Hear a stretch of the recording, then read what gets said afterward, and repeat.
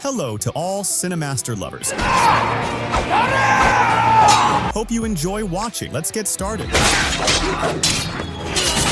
The movie starts today in the year 1868 in a region called the Keto Mountains. At that time, there was a fierce war between the rebels and the emperor's government. The rebels were on the verge of taking control of the war and winning, until a unit called the Shogun forces, led by Saito, arrived. This unit was known for being decisive in wars, largely due to their strength, but especially because of a man named Himura Kenshin, a legendary samurai warrior with extraordinary sword skills. This was proven when, during the war, he managed to take down a large number of armed men on his own in a very short time. Shortly after, the emperor's forces won the war and raised the emperor's flag. Kenshin was overjoyed and thought to himself that finally a new era was beginning and the war was over. Everyone was ready to leave, but Saito called out to Kenshin by the name Batasai and told him, "It doesn't end like this. Men like us live by the sword and die by the sword." Kenshin looked at him for a moment, refused to kill him, stabbed his sword into the ground, and left the place. Later that night, one of the men who was supposed to have been killed got up again from amidst the corpses, surprised that he was still alive. As he started walking, he saw the sword Batasai had stabbed into the ground and realized it was his sword. Fast forward to the year 1878 in Tokyo. The emperor's army general gathered his military unit and told them that over the past 10 years, Japan had become a very strong nation and entered a new era. He encouraged his soldiers, praising them for bringing safety and security to the country, and declared that the era of fear and violence was over. Meanwhile, a man named Takeda, one of the wealthy individuals in the northern part of the city, gathered a group of his doctors and praised them for inventing a new type of opium. He discovered that it had the ability to turn weak people into monsters. After dismissing most of the doctors, he locked up the last two and had his guards eliminate the others. He revealed that he only needed one person to know the secret formula. The guards killed the remaining doctors, and Takeda chose a woman named Megumi to stay alive. Another man tried to escape through the window to save his life. The next day, there was a celebration in the city. Kenshin had just arrived and was walking through the market, overwhelmed with happiness and enjoying the lively atmosphere around him. Meanwhile, Saito was investigating the murder of a police officer in the street. Beside the body was a note signed by Batasai explaining the reason for the killing. However, Saito was certain that Batasai was not responsible, as the method of killing did not match his style. Back to Kenshin, who noticed a government decree with a picture of someone resembling him, labeled as Batasai the Killer from the Kamiya school. Suddenly, a woman named Kaoru attacked him, mistaking him for Batasai, the man the government was searching for. Kenshin dodged her attacks, explaining that he was not the person she was looking for. He was just a wanderer who avoided trouble. She calmed down and informed him of a rule prohibiting carrying swords in the street. Kenshin showed her that his sword had a reversed blade, making it incapable of killing. She apologized for her actions and left. Not long after, Officer Saito visited Takeda and showed him the note found near the murdered officer, which was signed by Batasai. Takeda claimed that Batasai had died in the war 10 years ago and sarcastically asked if his ghost had returned to kill people. Saito accused Takeda of being involved and vowed to keep pursuing him until he was caught. After Saito left, Takeda's assistant informed him that Megumi had escaped, and another subordinate reported that a corrupt officer had sent a message saying Megumi was at the police station. Takeda became furious and ordered his samurai fighters to retrieve her. However, another man named Jin-E volunteered to handle the matter, and Takeda warned him to act wisely, as Megumi was the only one who knew the opium formula. While Megumi was at the police station, chaos erupted as Batasai arrived, killing everyone there mercilessly. Megumi managed to escape, knowing he was specifically after her. Batasai noticed her escape but did not pursue her immediately. At the same time, Kaoru was walking in the street when she encountered a severely injured police officer who collapsed from a bridge. Shortly after, Batasai passed by, and Kaoru recognized him from the wanted poster. She confronted him, asking why he claimed to be from the Kamiya school. It was revealed that Batasai's actions had tarnished the school's reputation, which her father had left her, leading to its closure. Batasai attacked her, and she was powerless against him. He even injured her arm and was about to kill her when Kenshin arrived, just in time, since he has nowhere else to go. Kenshin tells her, "You know I used to be a killer." She responds, "What I know is that you're Kenshin the Wanderer, and we all have things we don't like to talk about." She insists he return to the school. When they arrive, Kuru is surprised to see Megumi coming out of the bathroom. Megumi greets them and acts as if she owns the place. That night, Kuru asks Megumi again who she is and what she's doing there, but Megumi refuses to answer. Meanwhile, Takeda arrives at the school. As soon as Megumi sees him, she quickly hides. Takeda approaches Batusai and asks if he was the one who defeated 10 fighters at the school earlier. He introduces himself as a businessman and offers Kenshin a large sum of money to work for him. Kenshin refuses the offer, surprising Takeda, who can't believe anyone would turn down such an amount. Takeda insists that the current era revolves around money. At that moment, one of the men who had been in prison enters and says, "I am a street fighter, broke and I want you to hire me. Takeda asks him if he thinks he's worth the money, to which the man replies, if the legendary fighter Batusai wants to test me, let's go. Everyone is shocked to realize that Batusai is among them. The fighter challenges Batusai, saying, if I beat you, hire me. Kenshin responds, the restaurant will be destroyed if we fight here. Let's take it outside. Fight here. Let's take it outside. Once outside, the fighter reveals a massive weapon, claiming it is an ancient masterpiece over 400 years old. He assures Kenshin not to worry, as it hasn't failed him yet. The fighter begins attacking Kenshin, but Kenshin easily dodges his strikes. To avoid killing him, Kenshin keeps evading. The fighter chases after him, mocking him for running away, saying, the most dangerous killer, Batusai, is running away? Kenshin suddenly stops and stands his ground, but continues to dodge all of the fighter's attacks. Eventually, Kenshin manages to disarm the fighter, planting his weapon in the ground. The fighter lifts the weapon and knocks Kenshin away with it. Kenshin asks the fighter, is it natural for someone like you to serve someone like him? The fighter pauses to think and then says, forget it, I'm sure I'll end up back in prison anyway. He orders everyone to return to their places. Kuru takes Kenshin back inside to finish their meal. From that moment, the fake Batusai begins committing more murders, especially targeting police officers, to prove he is the real Batusai. While investigating the scene of the murdered officers, the fake Batusai approaches Kenshin and tells him that the men who attacked the school were responsible for what happened. If you had killed them back then, all these officers wouldn't have ended up like this. At that moment, Batusai sees a woman mourning her father and remembers 14 years ago when he used to kill people just like the fake Batusai. He used to leave a note explaining the reason for the execution as well. We learn that the scar on his face was caused by someone Batusai tried to kill but failed to finish off in one attempt, and that person managed to wound him on his face. While Batusai is lost in painful memories, Kaoru comes looking for him, worried he might have left her and gone, but he reassures her with a smile and admits he's hungry and wants to eat. At the same time, Takeda had acquired a new weapons deal and was thrilled about it. He decided to dig a tunnel at his school and expand his opium business, planning to distribute it to all the neighboring countries. Shortly after, one of Takeda's guards arrives at the school to threaten Megumi, warning her that she's involved in the opium trade and to watch out for herself before leaving. Later, while everyone is sitting down to eat, a family from nearby brings their sick daughter to the school. The girl is gravely ill, and the bigger issue is that all the doctors in the city disappeared 2 days ago. Megumi rushes to the well and drinks its water, confirming that Takeda's assistant, who had warned her earlier, had poisoned all the water in the area. The crisis worsens as more families arrive with their sick children, all showing the same symptoms. Megumi realizes it's rat poison and instructs everyone to induce vomiting to expel the poison from their systems. She orders them to fetch water, but not from the poisoned well. They manage to save the children just in time, and soon they are all okay. As Batusai goes to Megumi to ask who she really is, one of the people at the school reveals that she belongs to the Takani family, who were renowned doctors. However, it was believed that her entire family perished in the war, but it's now clear that she's the sole survivor. Megumi confesses everything to Batusai, from her family's death in the war to her employment under Takeda, where she began producing opium. She regrets it deeply now, as it has destroyed many lives. At night, Batusai decides to confront Takeda to put an end to him and save the city and its people. However, a fighter named Sagara offers to join him in the battle, as Takeda has around 250 samurai guards. As they prepare to leave, Kaoru calls out to Batusai and informs him that Megumi has left and gone to Takeda. This upsets him greatly, knowing she's putting her life in danger. Yahiko also decides to join the fight, but Batusai tells him to stay behind and protect the school and Kaoru. Meanwhile, Megumi reaches Takeda's mansion. The guards let her in immediately, and when she sees Takeda, he says he knew she'd come back. He tells her to resume her work on the opium the next day, but she interrupts him, declaring that she won't produce opium anymore. When he asks why she came, she reveals her intent to kill him, pulling out a knife and injuring him. She almost finishes him off, but one of his guards saves him, and another begins beating her and yelling at her for trying to kill Takeda. At that moment, a loud noise is heard outside. The fake Batusai claims the man has arrived. Batusai and Sagara had reached the location and launched a fierce attack on Takeda's samurai fighters, taking them down one by one. None of the guards could stand against them. Takeda appears at the window, holding Megumi hostage, and throws a lot of money at them, ordering his men to finish them off, but of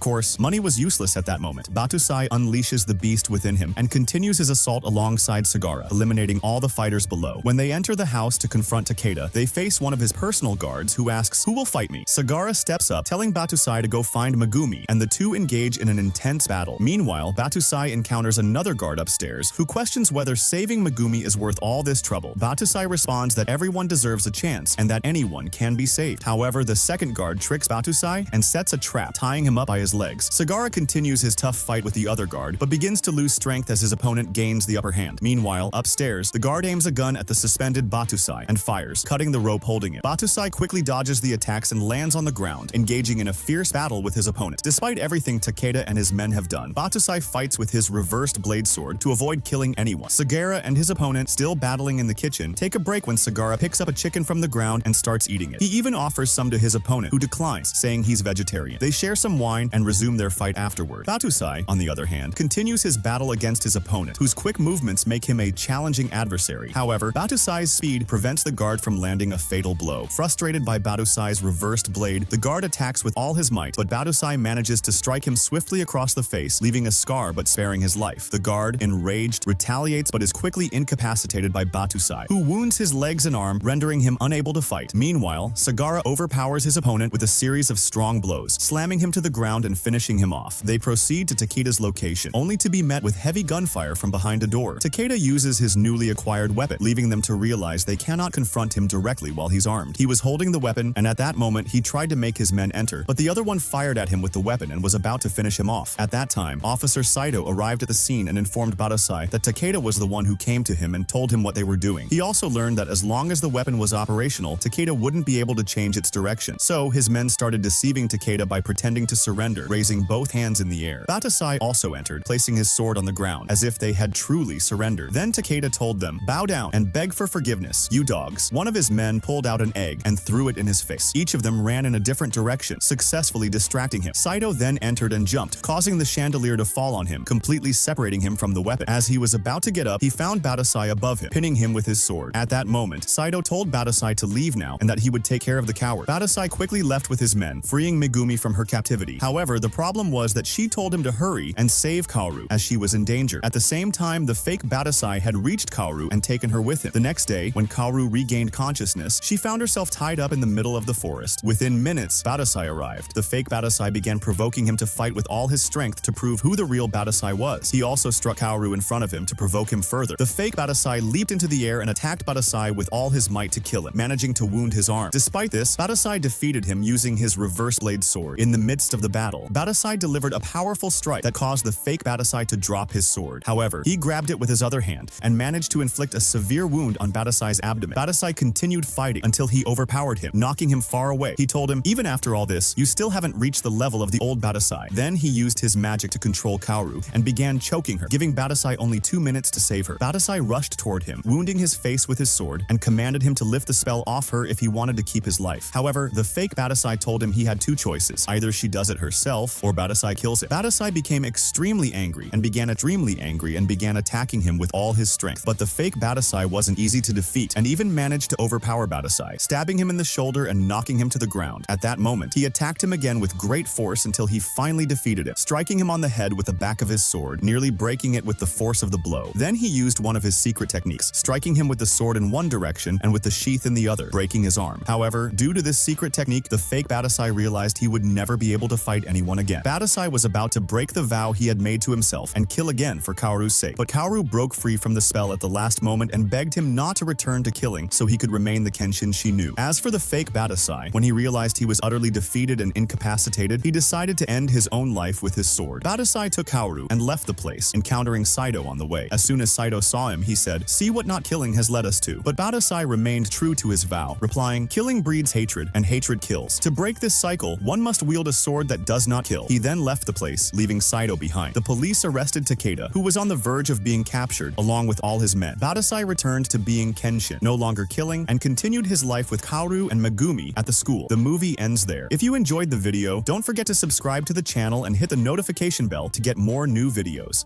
See you next time.